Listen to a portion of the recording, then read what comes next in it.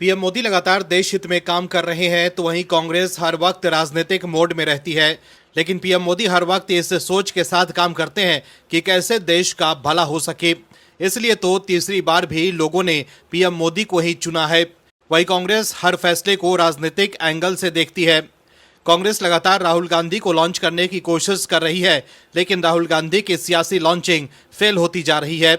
वहीं वीर बाल दिवस के अवसर पर पीएम मोदी ने दिल्ली स्थित भारत मंडपम में आयोजित कार्यक्रम में शामिल हुए। कार्यक्रम में स्कूलों छात्र छात्राओं ने तमाम प्रस्तुति देकर साहिबजादों के बलिदान को याद किया।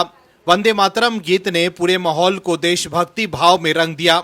वहीं कार्यक्रम को संबोधित करते हुए पीएम मोदी ने साहिबजादों के बलिदान को याद किया। साथ ही पीएम मोदी ने मुगलों के शासन में देश की गुलामी में हुए अत्याचार की भी निंदा की।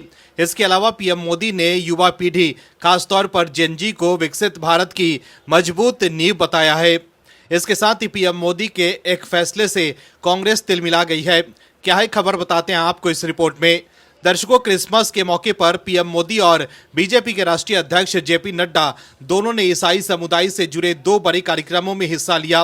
2026 में 5 राज्यों में विधानसभा चुनाव है, जिसमें तमिलनाडु और केरल जैसे 2 बड़े राज्य और केंद्र शासित प्रदेश पुडुचेरी शामिल है।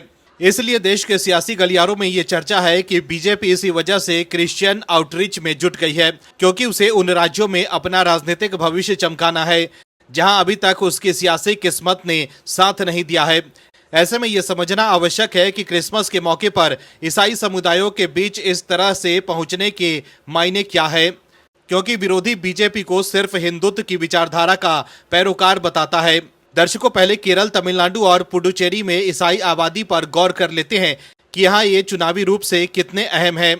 केरल में क्रिश्चियन जनसंख्या 18% से थोड़ा ज्यादा है और तमिलनाडु, पुडुचेरी में इनकी आबादी 6% से थोड़ी अधिक है।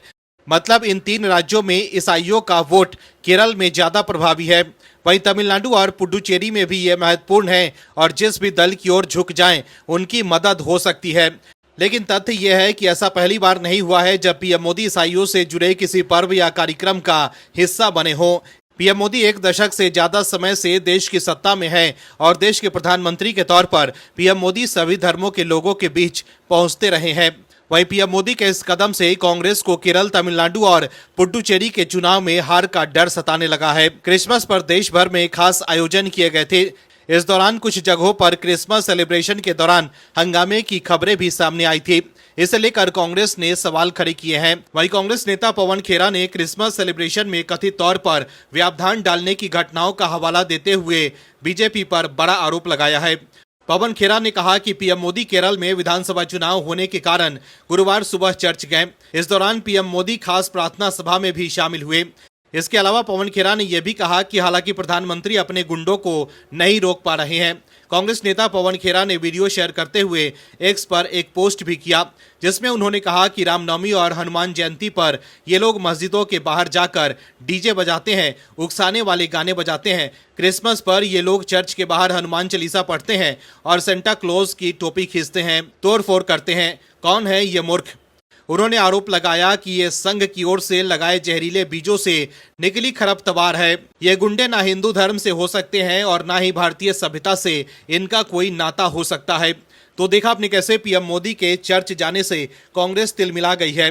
कांग्रेस को चुनाव में हार का डर सताने लगा है। कांग्रेस के लोग पीएम मोदी के हर फैसले को इस एंगल से देखते हैं कि उनकी हार हो सकती है। लेकिन पीएम मोदी की सही नीतियों की वजह से देश तेज गति से विकास कर रहा है, इसलिए ही लोग मजबूती से पीएम मोदी के साथ खड़े हैं। Bureau report, OMH news. आप दर्शकों से विनम्र निवेदन है कि चैनल को सब्सक्राइब जरूर करें।